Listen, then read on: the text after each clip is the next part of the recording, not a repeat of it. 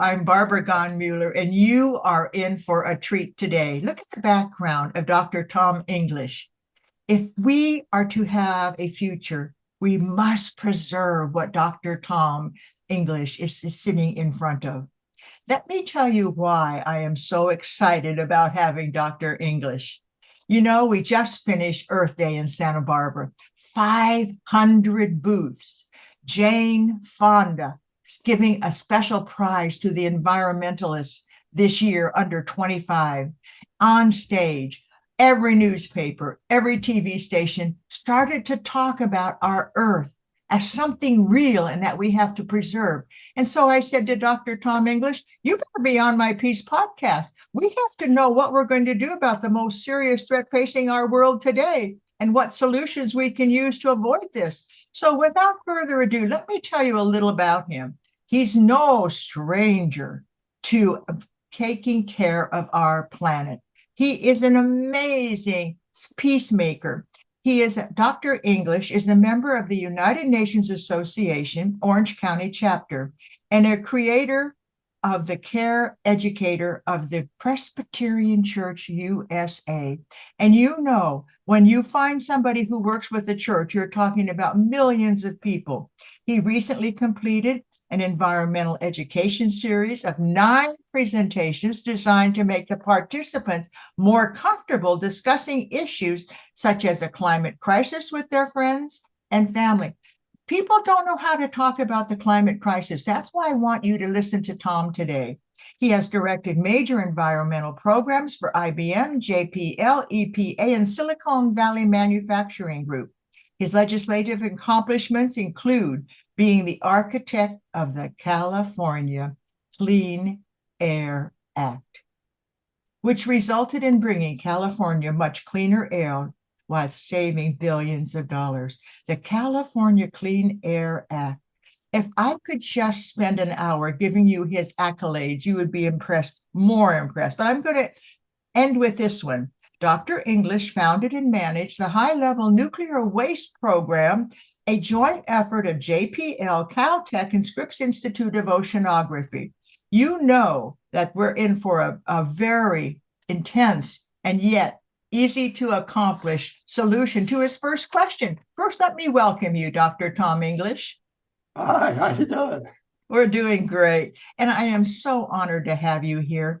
And so as I look at your backdrop, I look at a palm tree in the breeze, I look at the ocean. We have a lot of threats facing our palm trees and our oceans, as you mentioned. But what's the most serious threat facing our world today, right now?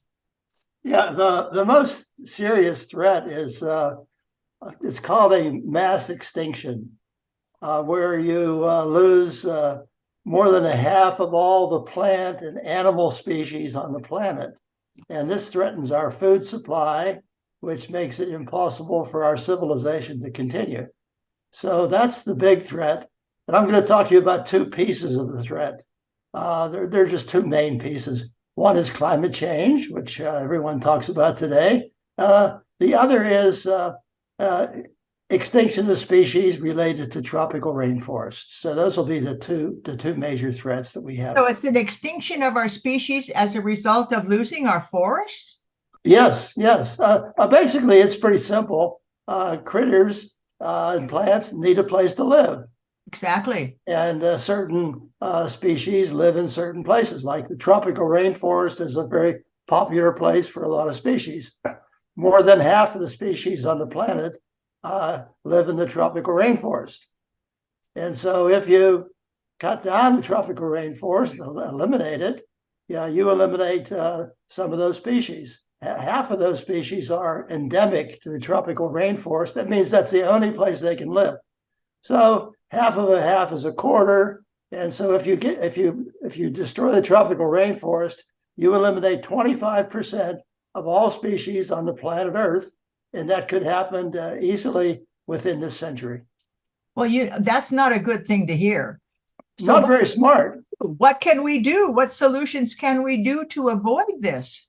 Well, it's basically we need to recognize that these tropical forests are important to our survival and act accordingly.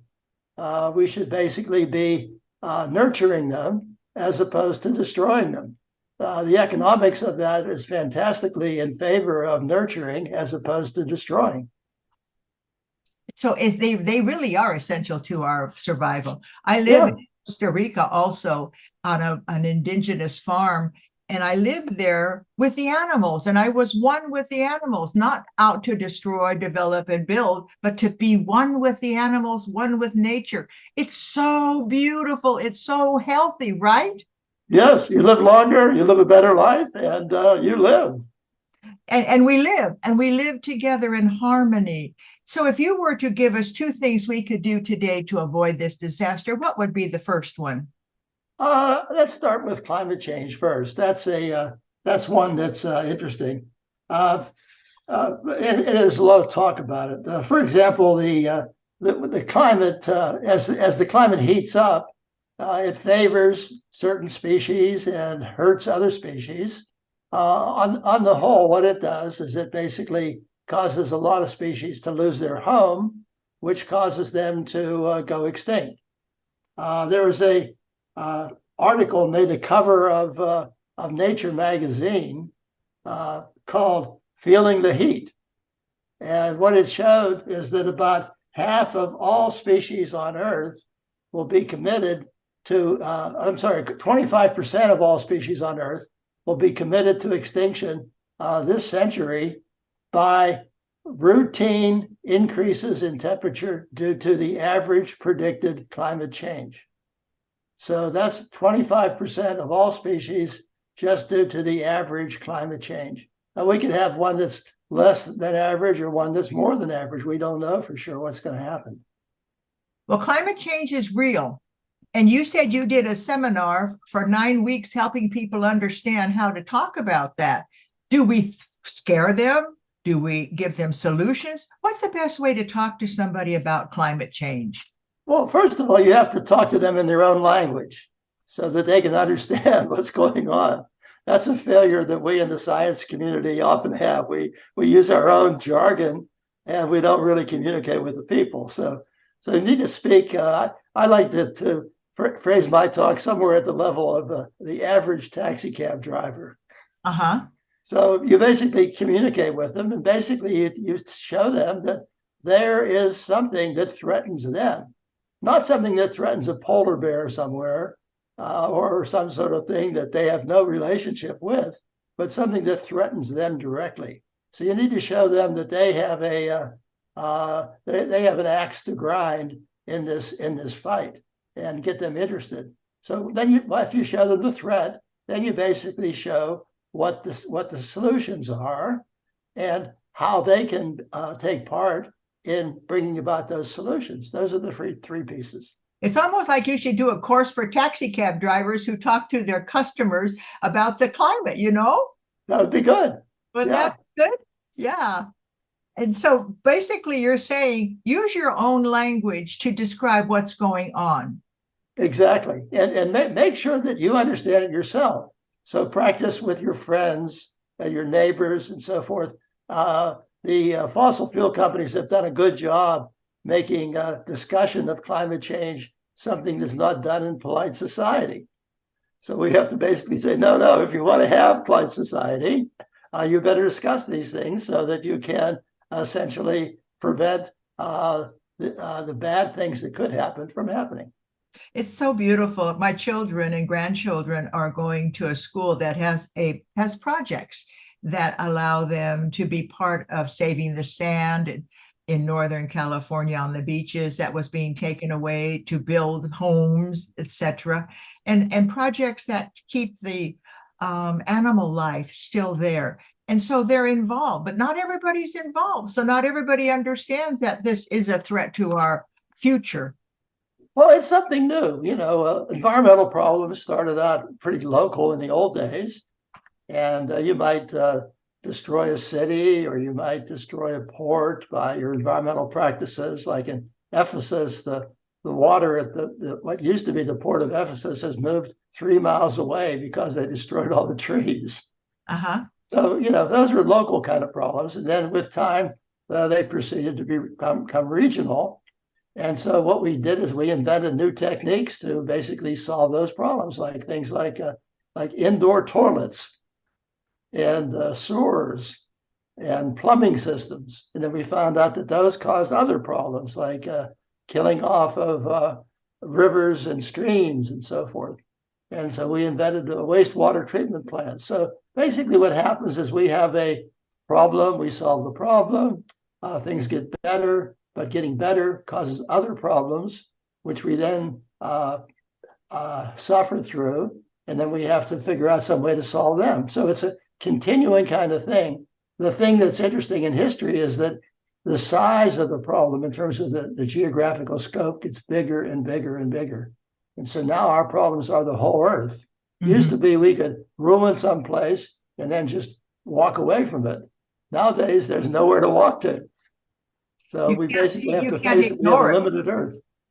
So I said you can't ignore it because everybody is connected to our earth and to what resources we have, correct? Yeah, and you can see these things in the news every day. We hear about 50 tornadoes here, houses being destroyed, droughts in other places, people that can't live in their homes anymore because they can't grow their food are now migrating all over the world. And so we're getting about 4 times the immigration from climate problems that we have from things like war and internal strife. Boy, is that an interesting statement, that the climate problems are creating more refugees than wars and strife. Yeah, it's different. So we have to think differently, and we have to apply solutions that are more creative. And we'll go through a bunch of those, but there are some very nice solutions to the problems. So basically, our problems are that if we don't take care of the tropical rainforest, and if we don't take care of the temperature, the climate of the planet, what happens is we will have a so-called mass extinction in this century. Now, we've only had 5 mass extinctions since there's been complex life. That's 600 million years. So it's a pretty rare event to have a mass extinction. And we're right at the beginning of the Earth's 6th great mass extinction. And it's preventable. It's very preventable. If we can prevent it at great economic benefit to us, where our quality of life, instead of suffering, where our quality of life will actually improve. So we should get on the ball and do some sensible things to have a better quality of life and to allow our civilization to thrive instead of to become destroyed. You know, that's a beautiful way to say it, because you did say there are solutions and there's a time frame. Are we talking that we should probably work within the next 10 years to halt the climate catastrophe? Well, for example, what's happening in the climate is certain things are happening which will cause things to be more dangerous. These are called tipping points. For example, if you melt too much ice in the Arctic, then instead of that being a giant reflector of sunlight, which snow does a great job reflecting, all of a sudden it's just all water up there. And so the sunlight comes and gets absorbed by the oceans. So that makes it hotter and hotter and hotter. So if we can prevent that from happening, that will help a lot. Same thing with the southern Antarctica. So basically, people have figured out the time scale for doing things and the time scale for the problem. And it looks like we have to get our act together in the next 10 years. That means by the end of 10 years, we have to have a really excellent climate solutions program in place, running, and have all the nations on board. And I think we have a chance of doing that. We also have a chance of not doing it. So if we don't, I laugh because it sounds so sad. And sometimes when it's sad, we just don't think we can do it. But I don't think that's what you're saying. You're not saying let's ignore it. You're saying let's take our ability, our talents, and look what you did for the Clean Air Act for California. And so you have already showed us that where there's a will, there's a way. Yeah, and we ended up bringing people a lot of clean air. I remember my first major meeting in Mayor Tom Bradley's office when we were trying to talk about getting something together for the state of California. We were around the round table there talking, and what happened is my eyes started to get irritated a little bit. And so I kind of rubbed my eyes a little bit. And pretty soon, it was very embarrassing because, this is a high level meeting. Pretty soon I start crying and tears start pouring down my face. So I had my hand up to cover my face and no one will see. And I look around after about 2 minutes, half the people at that table had tears streaming down their face. That's how bad the pollution was. That's how bad the pollution was. I have been in Riverside County when people were taking a sun bath in brown sun. And I thought, geez, how can they be in this pollution? And then the Clean Air Act came. And the next time I went there, they were taking a sun bath in clean air. So Yes. You can make a difference. And you are a proof of that. Yes, and you can make a difference in such a way where instead of you suffering by the solution, you basically make your quality of life much, much better. So the technologies that we have available to essentially solve the climate problem can bring you much better cars, much better homes, much better food supply, just a better life. It's exactly. Those are the rewards for paying attention. Those are the rewards for having the vocabulary that you speak. You don't want to go in there with a professor's language to tell your friends. We're at a time when we all need to work together, and let's just have a Zoom call. Have a Zoom call with your friends. Watch this podcast with Tom, Dr. Tom English, and have a conversation. What can we do in our neighborhood? How can we share the resources in our community? How can we be part of the solution rather than part of the problem? Would that work? Yeah, sure. Maybe we should go over a few items that people could do that might give them an idea of what's possible. That would be great. And where would we find that? Good. Yeah, give us some. Yeah. First of all, we need some sort of structure to make sure that we have a plan for everyone to work together on the planet, or else things won't work very well. So that structure is put together by the United Nations at a meeting in Paris. It's called the Paris Accord. And what it did is it got 195 nations to agree to a plan of how to solve the problem. And the solution is, in some sense, fairly simple. What we need to do by 2050 is we need to remove 1,000 gigatons of CO2 from the atmosphere. Now, gigaton used to be something that no one knew what it was, but now with everybody's computer, it's giga this and giga that. So we have a good idea what a giga is. So a gigaton is just a billion tons of carbon dioxide. And we need to do that by 2050. So if we get that done, we'll be in great shape for going into a rosier future. And would that be like getting rid of carbon fuels? Well, what we need to do is shift the way we do things. For example, we all love different things like electricity. Uh-huh. So now we get our electricity from a variety of things. There's some solar plants out there, some windmills, but a lot of it comes from fossil fuels. So we have to basically phase out the fossil fuels, phase in these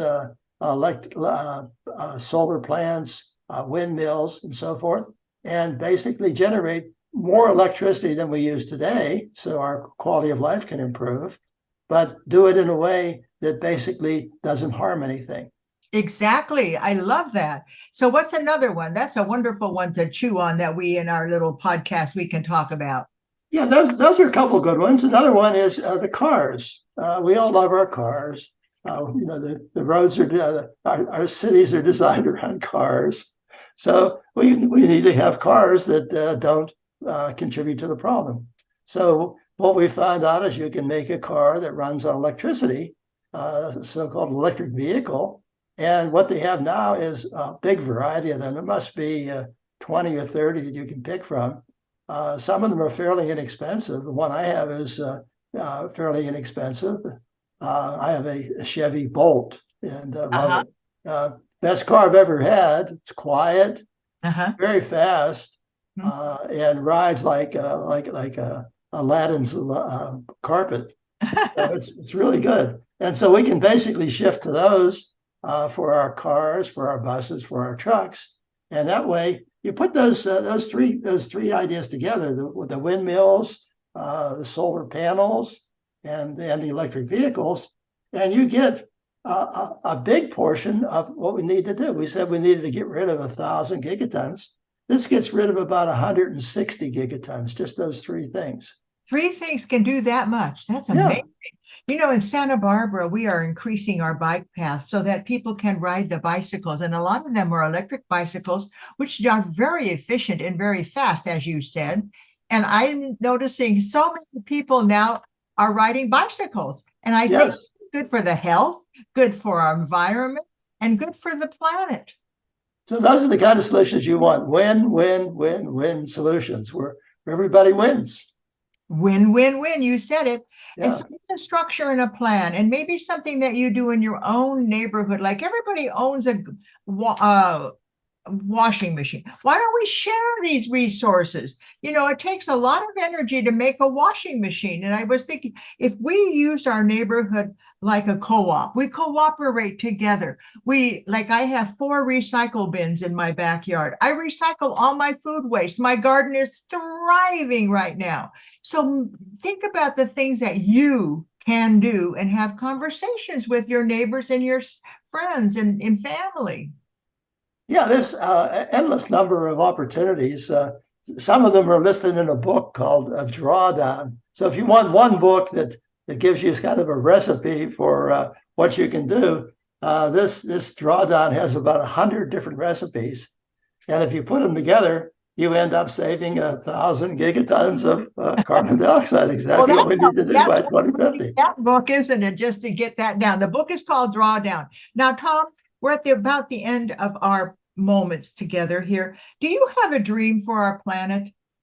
Well, yeah, my dream is pretty simple. It would be a place that's really nice, where you have nice places to live, where you have great food, plentiful food, where you have an easy way to go from one place to another, and where you basically are passing on something better to your children than what you got when you got started.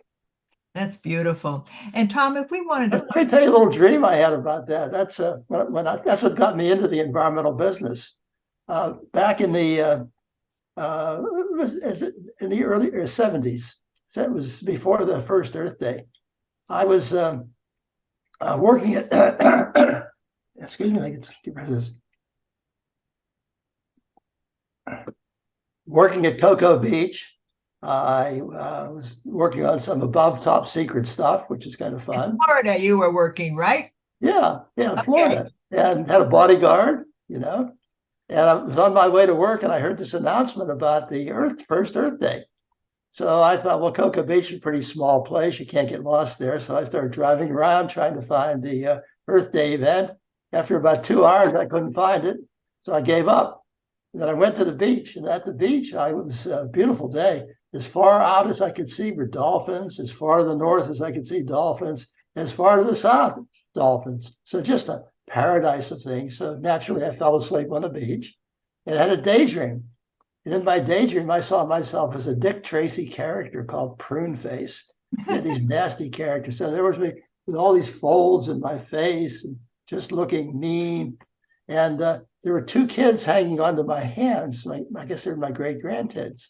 And they says, well, great granddaddy, what did you do about for your life? And I said, well, I fixed this airplane. The wings fell off the airplane. I fixed it, and that gave a lot of people their jobs back, and they were bored to death. So I told them about an imaginary manned nuclear rocket to Mars, and told them I designed the flight controls for that, and went on, and they were bored to tears. So I said, look, I'm boring you kids. This is not interesting to you. What are you interested in?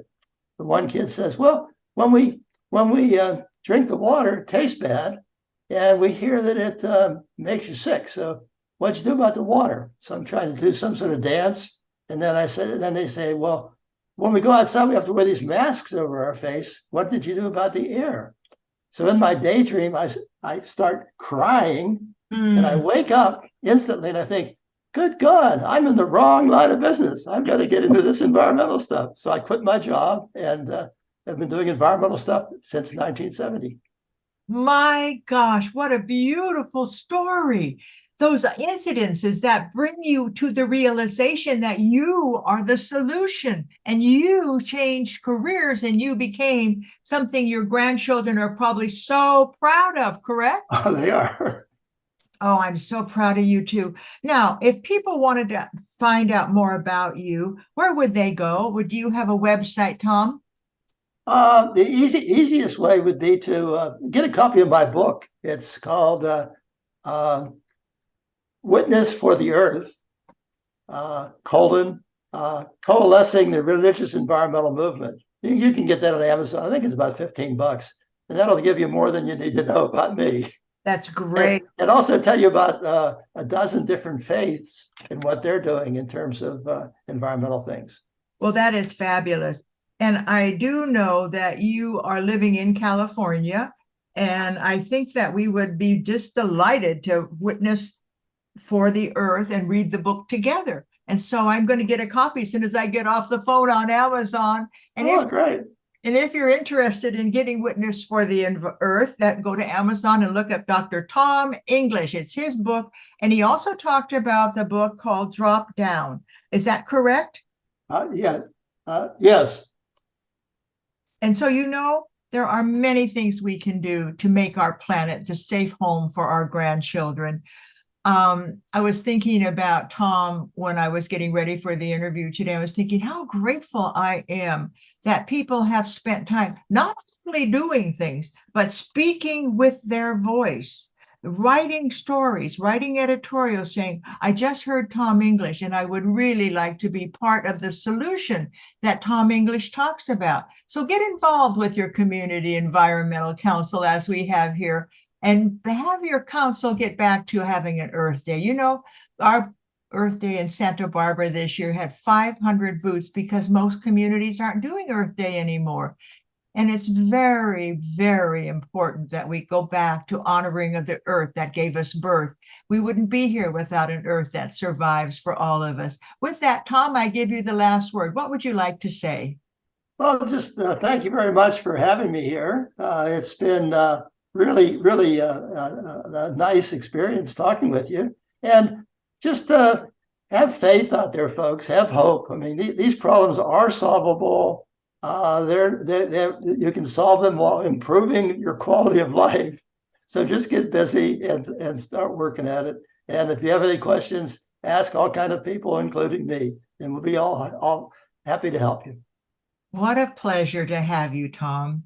As Tom said, it's up to us to look at the solutions. It's up to us to use our voice and to bring solutions that will help our planet survive. We don't want to go to a sixth extinction. You're not the first person. I have an interview with Dr. Elizabeth Saturas who said we're entering the sixth extinction if we're not careful. And so you're not the only one, Tom, who believes that this is a time for us to really get serious about our climate and the environment.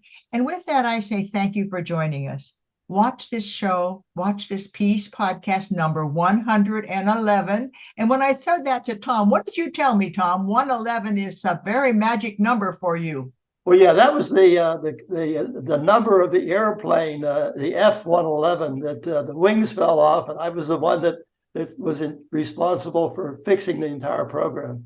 Now, this is why I love Tom. He not only fixed the wings of an airplane, but he's fixing what we need to do for our climate and our future. So watch this podcast with a friend or maybe your whole neighborhood. Invite them in and listen and realize that you are part of the solution. And I'm Barbara Gahn-Mueller, thanking you for joining us on Peace Podcast. We're on Spotify, we're on YouTube, we're on Facebook. And so you don't have to say, what? I don't have time to put on my computer. Just go in your car and put on Spotify, and you can hear this beautiful podcast with Tom English. Tom, thank you again for joining us today. Thank you very much, Barbara. My pleasure.